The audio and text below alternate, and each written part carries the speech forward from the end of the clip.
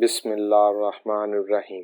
एक रिपोर्ट के मुताबिक तकरीबन 1.5 करोड़ अमेरिकन अपने जिगर को रिस्क पर डालते हैं जब वो बज़ाहिर अपनी सेहत को बेहतर करने के लिए ग़िज़ाई ज़मीमों यानी हर्बल या न्यूट्रिशनल सप्लीमेंट्स का इस्तेमाल करते हैं।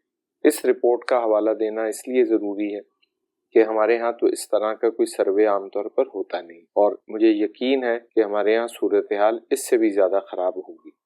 इन फूड सप्लीमेंट्स में सरफ़हरिस्त आते हैं हल्दी और सब्ज़ चाय के एक्सट्रैक्ट्स।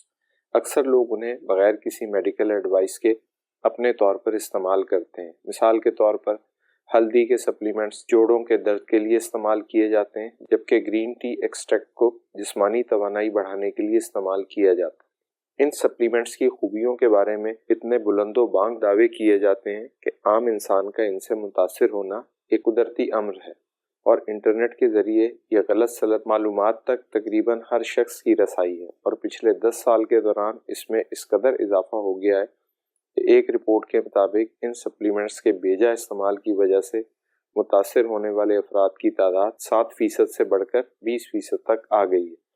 इन सप्लीमेंट्स के बेदरेग इस्तेमाल से हमारे जिस्म के जिस हिस्से को सबसे ज़्यादा नुकसान होता है वो है जिगर, और इस हालत या कंडीशन को मेडिकल की इस्तिलाह में ड्रग इंड्यूस्ड हेपेटोटॉक्सिसिटी कहते हैं।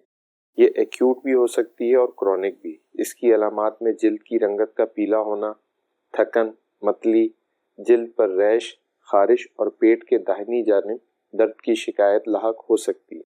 अक्सर केसेस में तो ये अलामात इस दवा को तर्क करने से ख़त्म हो जाती हैं, लेकिन कभी कभार ये जिगर के मुकम्मल ख़राब होने का सबब भी बन सकती है, जिसका वाहिद हल सिर्फ जिगर की मुंतकली या लिवर ट्रांसप्लांट होता है, जो कि एक इंतहाई पेचीदा और महंगा इलाज है। इसमें कोई शक नहीं कि कुदरत ने जितनी भी जड़ी बूटियाँ पैदा की हैं, इनमें कोई ना कोई शिफाई खुसूसियात ज़रूर है। आम तौर पर इत्तदाल के साथ किए गए इनके इस्तेमाल से किसी नुकसान का अंदेशा भी नहीं होता, लेकिन यही जड़ी बूटियाँ जब मुख्तलिफ मराहिल से गुजार कर कैप्सूल, टैबलेट या फिर शरबत की शक्ल में पेश की जाती हैं, तो इनके इस्तेमाल में हद दर्जा एहतियात की ज़रूरत होती है।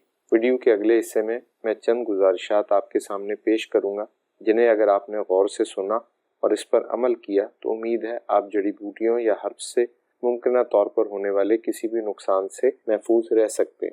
सबसे पहली बात यह है कि अगर आप किसी हर्ब या जड़ी बूटी से अपना इलाज करना चाह रहे हैं तो एकदम से इसकी बड़ी मिकदार हरगिज़ इस्तेमाल ना करें, बल्कि अगर इस दवा की तजवीज़ करदा मिकदार 1 चाय का चम्मच है तो पहले आप 1/4 चम्मच से स्टार्ट करें और कम से कम 2 दिन तक इसके असरात का जायज़ा लें। अब अगर सब ठीक है तो दवा को बतदरीज बढ़ाकर मुकर्ररा मिकदार तक ले आएं। दूसरा, हर दवा को 6 दिन इस्तेमाल करने के बाद कम से कम 1 या 2 दिन का वक्फा ज़रूर दें। इससे हमारे जिस्म को दवा के मुज़िर असरात से निमटने में मदद मिल सकती है। तीसरी बात यह है कि किसी भी दवा को चाहे वो कितनी ही मौसर क्यों ना हो, लामहदूद वक्त के लिए इस्तेमाल ना करें। मेरे अपने ज़ाती तजर्बे के मुताबिक किसी भी दवा के मुफीद होने के लिए 15 से 20 दिन का वक्त बहुत होता है, तो इस अरसे से ज़्यादा दवा को लगातार इस्तेमाल ना करें। अलबत्ता अगर मज़ीद ज़रूरत महसूस हो तो 1 हफ्ते के वक्फे के बाद फिर दवा को कुछ दिन तक इस्तेमाल कर लें।